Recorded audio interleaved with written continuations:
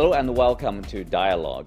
Hong Kong's special administrative region's first legislative council elections have concluded after electoral changes were made under the principle of patriots governing Hong Kong.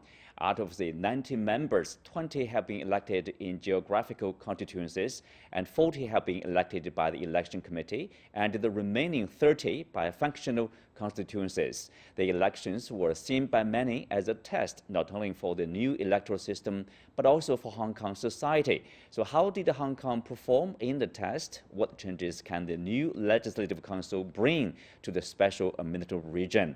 To help us better understand these issues, I'm joined by Victor Gao Zhikai, Chair Professor of Suzhou University, Lawrence Ma, Barrister and Chairman of the Hong Kong Legal Exchange Foundation, and Alan Zeman, Chairman of the Lan Guifang Group.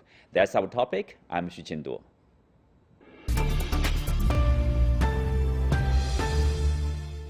Victor, I will start with you. This is the first legislative election after improvements were made to the election system over there. So how important is the election?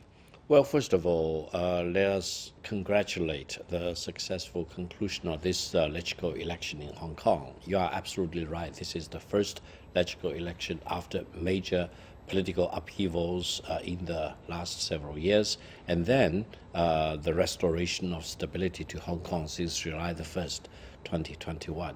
I think this election demonstrates fully that democracy is alive in Hong Kong, and people know the allowed and the taboos in the democratic process in HongOng, and they know for sure that those who run for elected officers need to be patriots, meaning they need to uphold the principle of one country, two system. They need to fully acknowledge that Hong Kong is part of China, and they should be opposed to any attempt to advocate Hong Kong independence or splitting Hong Kong away from China. Now, on that basis, I think the people in Hong Kong are increasingly aware that under the current system, they can expect that stability will prevail, rule of law will prevail, and democracy can be gradually further improved and enhanced. So this really augurs very well for the future of Hong Kong, and it really restores the confidence of the people in doing business, living in Hong Kong, and the economic continued prosperity. Well, Victor, you mentioned about patriots. This word we have talked about that actually over the last year or two. Tell us again. You mentioned about those basically allegiance to Hong Kong, to the mainland, to the one country, two system. These seems to be the basic requirements for any candidate, right? Absolutely. For example, if anyone runs for public office in the United States, he or she need to take an oath with a hand on the Bible to defend against any enemy, domestic or foreign. So in a sense, this is patriots running for public offices in the United States. I will be surprised if you can single out any country or any region in the world which does not uphold this principle, that those who run and serve in public services need to serve the people, need to serve the country or the region that they represent, because otherwise you are talking about chaos, you are talking about anarchy. So Hong Kong is basically restoring, going back to square number one, so that everyone will know what is Hong Kong, what is one country, two system. The capitalist system which prevails in Hong Kong need to be continued and preserved under the overarching one country principle. These two principles do not exclude from each other. They complement each other. Therefore, I'm very happy that those who are running offices, who are elected to the LegCo to start their services very soon, will know that they need to acknowledge the one country, two system principle, and they need to acknowledge that Hong Kong is part of China. There should be no doubt whatever about these fundamental principles for Hong Kong. Yeah, some natural requirements, expectation. Alan, I know you were one of the candidates to participate in the election, and you failed. Sorry to know that. But tell us, what is the election like, and what do you think about the election results?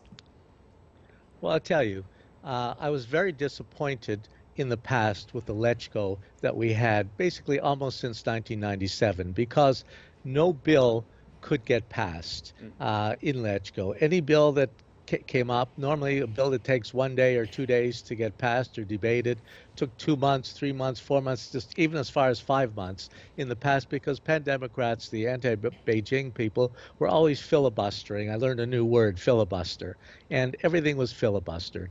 And basically, when China decided to institute this new system, in the past there was only 70 seats in LegCo. 35 from functional constituency and 35 from geographical constituency. And so now they increased it to, and 1,200 people used to elect the chief executive. And so now they've changed it to 90 seats, and they've increased it by an extra 20 seats in LegCo. They have a new committee called the Election Committee of 40 seats, as we said earlier, 30 seats for functional constituency and 20 seats for geographical constituency. I was running in the election committee group, one of the 40 seats, and basically there was 51 candidates running for 40 seats, and I was one of the 51. We met for the past month, meeting with approximately 80 different organizations around Hong Kong, totally talking about what our platforms and what we would like to change for Hong Kong. Vying for election was a real election, basically, and also as well with the functional constituency and the geographical constituency. There was not just one candidate running for many of these. In the previous election, in functional constituency, I think there were 9 single candidates that had no opposition, so it wasn't really an election. They were automatically elected. Now each area, each group had 2 or 3 or 4 candidates to choose from. So it was a totally different system. And so for me running, it was excellent. It was really meeting with almost every organization in Hong Kong, telling what we would do for Hong Kong, how if we got into LegCo, whatever. I wound up with 955 votes, 15 votes short of what I needed basically to be elected. In a way, I'm not unhappy. It's a lot of work. It's very, very close. It's a lot of work, and I'm very, very busy. But I really see this LegCo will really work. This LegCo could really pass bills because everybody is a patriot. Everyone is on the same side, and basically the elections, the people were elected fair and square, same as many other countries around the world. So I really think that this LegCo really has a chance now to really get bills passed, which can really help the people of Hong Kong. In the past, the reason Hong Kong had so many problems after the handover is that the government could not pass bills in order to make the life of the people better. And now, at least, I believe this coming year, it'll be a whole new ballgame, totally different. Mm-hmm. Well, Alan, you mentioned about the past LegCos. I have to probably mention 2016, the last one, for example. Correct. At the swearing-in ceremony, several of the opposition, Yes. I would call them, people call them radicals probably. Would not. Yeah, correct. They would make fun of the name of the republic. Yeah. Or the anthem. Well, everyone had a different idea, and basically many of them refused to swear in, to serve in LegCo. And as you said earlier, in every country, you have to be a patriot in order to serve within the legislative assembly or in parliament. Yes. That's a basic requirement. Yeah. And in essence, we never had that. Hong Kong was kind of the Wild West. Everyone had an idea of what one country with 2 systems was all about. And that's problem here. Now, since 2019, since the security law came in, Hong Kong is now back on track. The train is put back on the track. People can now see the way forward in a very responsible way.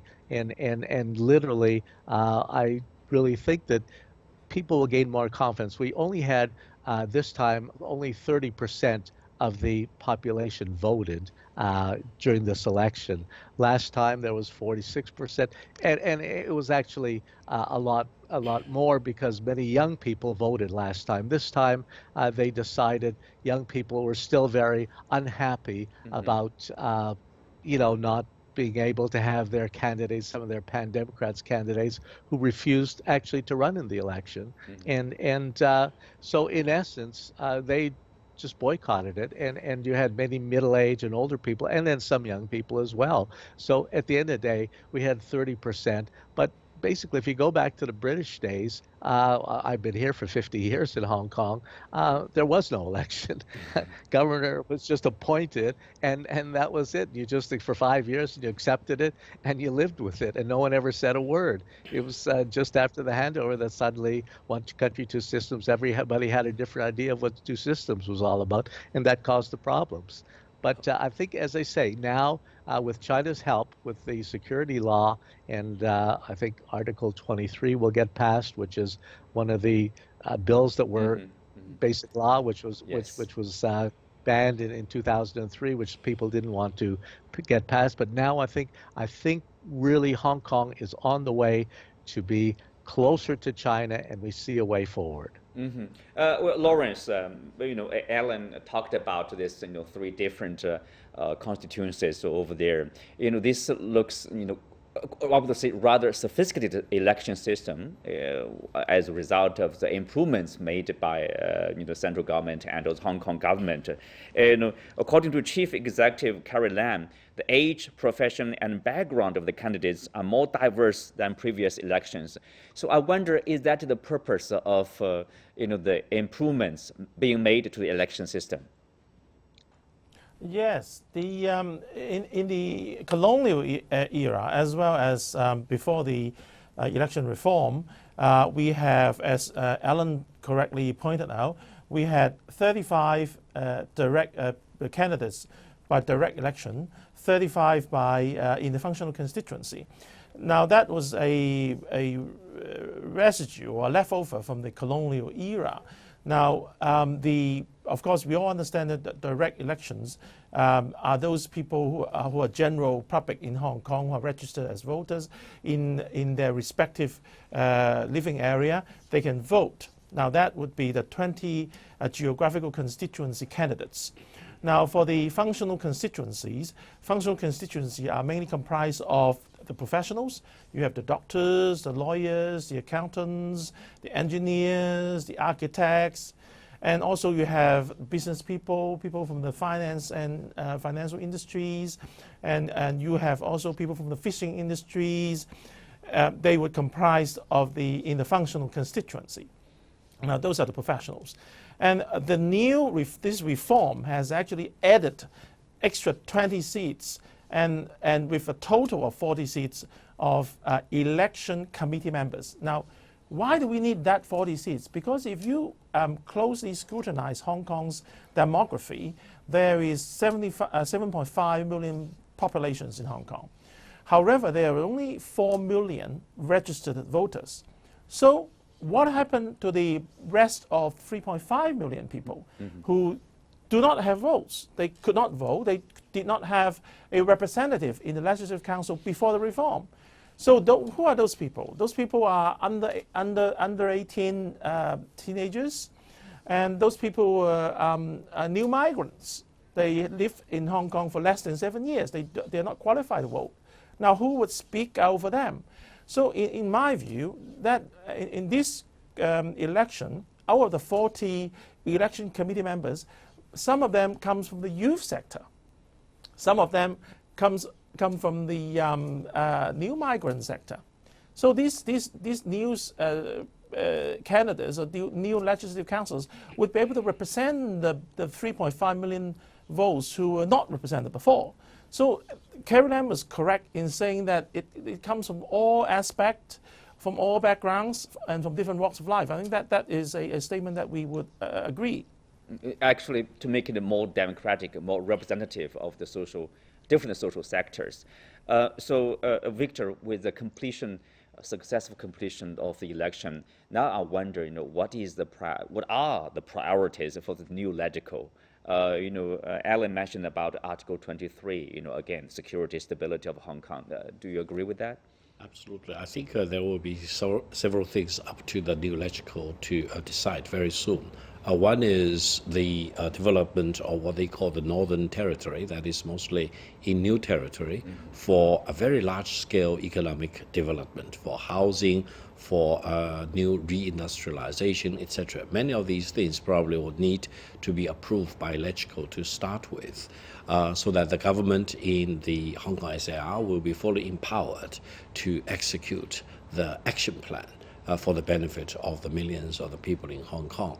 Now, the other thing is that democracy in Hong Kong is not carved in stone. It is a living thing. It evolves, and there will be ups and downs. And I hope the new LegCo can really get its act together, can move very quickly to adopt legislation and bills to deal with the urgent issues facing Hong Kong. And in that respect, you are talking about lots of things, jobs, for example, and then the AI, 5G, megaverse, for example. The whole world is changing, and Shenzhen and the Greater Bay Area up to Hong Kong's north is transforming itself rapidly.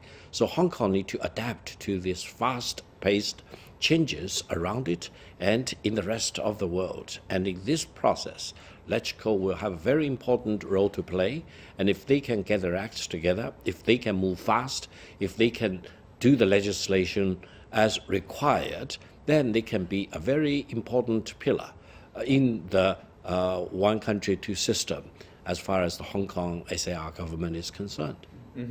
Lawrence, ultimately, you have a LegCo, you have this executive authority.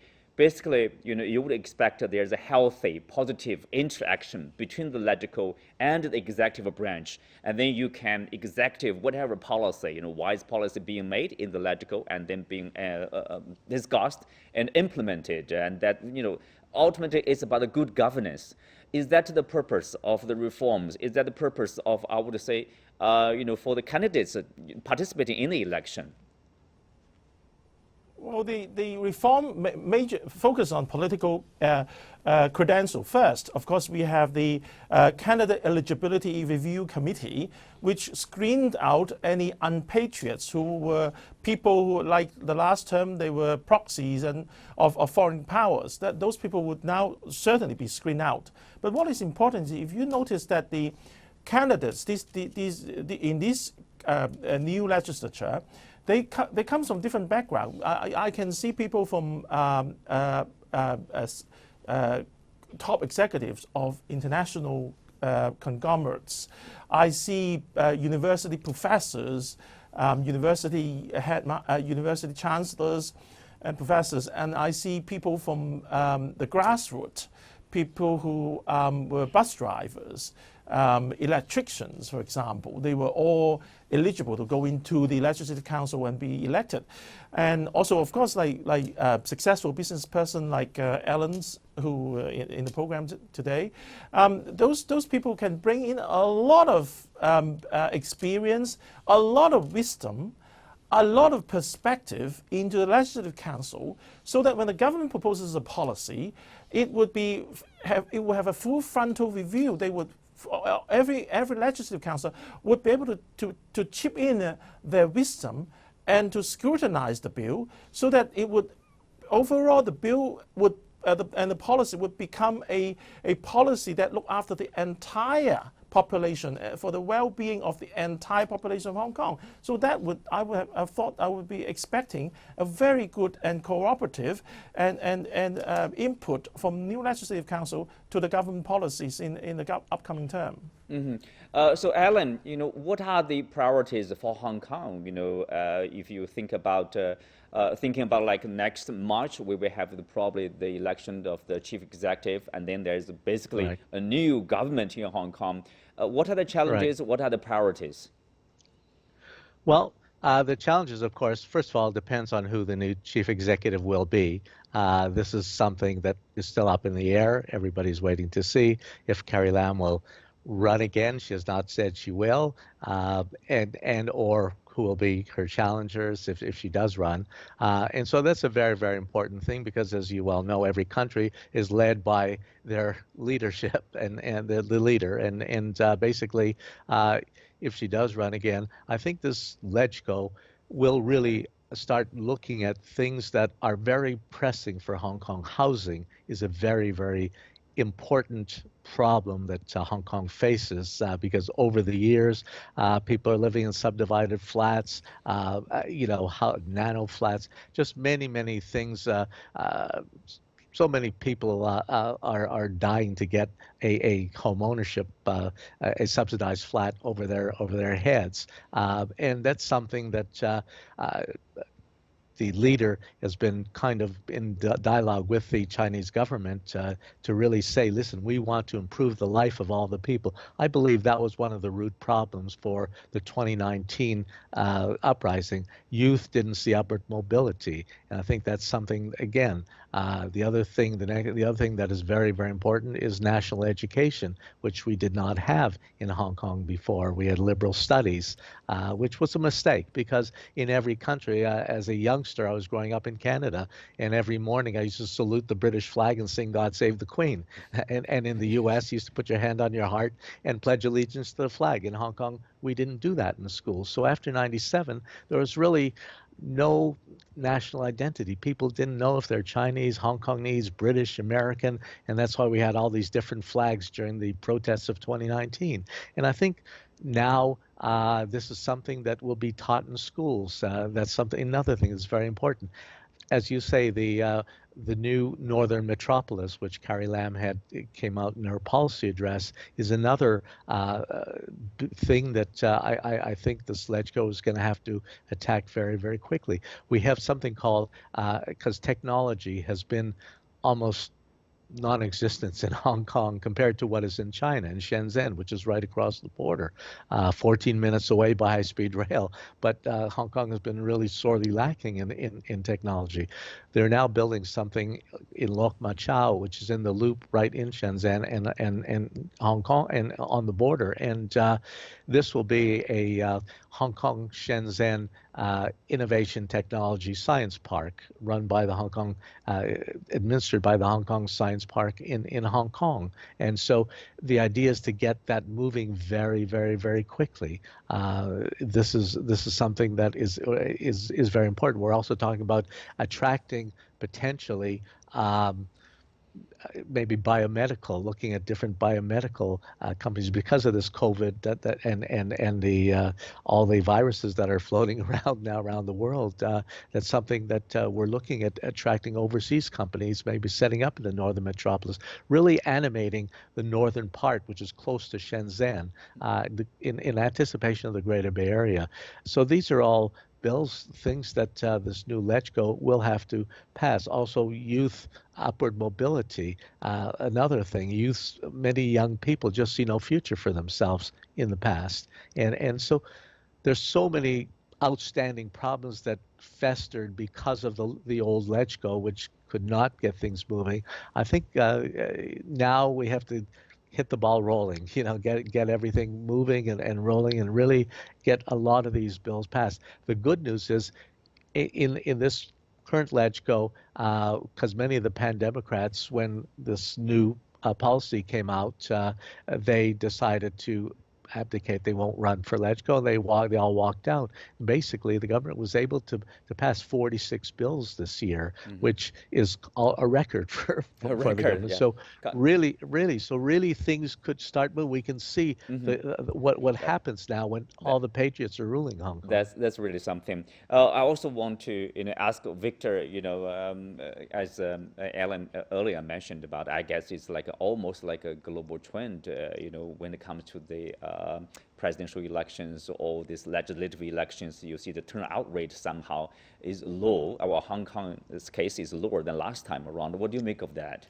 Well, first of all, I would prefer to have a higher turnout rate.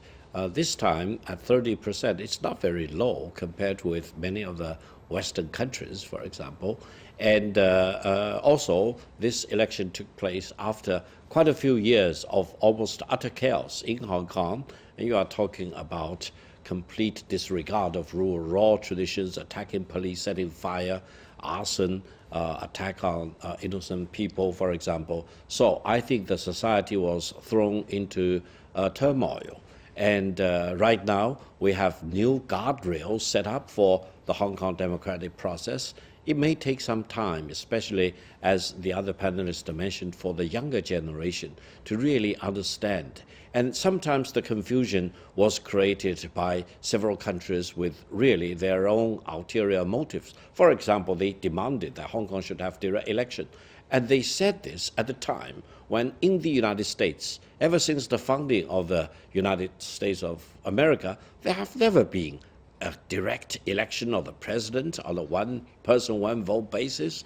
If you talk about the United Kingdom, the direct election of the prime minister was not an option because the British never directly elect their prime minister. So they were really preaching something that they deliberately avoided to do for hundreds of years. So I hope the younger generation in Hong Kong will really come to terms with the reality on the one hand, and also gain an in-depth understanding of what the system in the United States or in the United Kingdom really functioned, because this will really bring them back to reality and operate going forward within the guardrail rather than overrunning the guardrail. Lawrence, the central government published a white paper saying that after the changes of the security law, the electoral system, governance by patriots will be further strengthened, rule of law and business environment will continue to improve.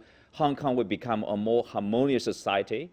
With such a society, the conditions would then exist to effectively resolve long-standing, deep-seated problems that had bedeviled Hong Kong for years. So as Alan earlier mentioned about, Hong Kong is being brought back on track with one country, two systems. So what's your prediction, looking into the future of Hong Kong? Well, I would have thought that as the white paper has forecasted and correctly recasted, that we did not have democracy in the colonial era, that we, for over hundreds of years, that the Legislative Council members were handpicked by the colonial government.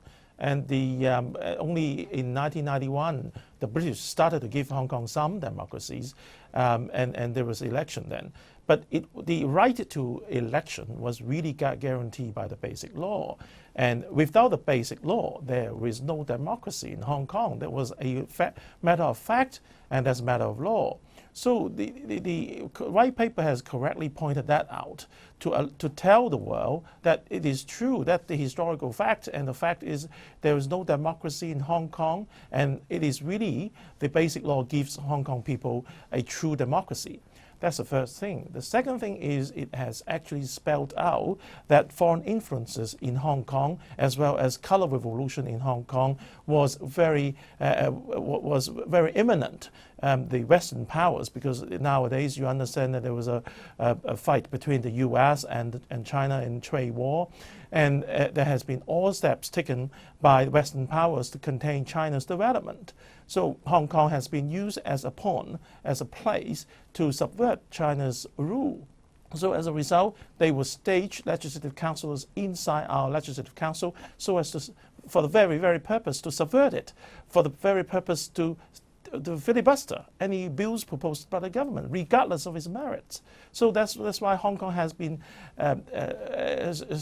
stuck into this dilemma of not having any meaningful bills passed in the last Legislative Council. So therefore, the government could not function well, particularly when it comes to livelihood bills that they have even filibuster, bills that gives money to the government. So hopefully and people. Things obviously they are changing, and with the election at the beginning, let's say.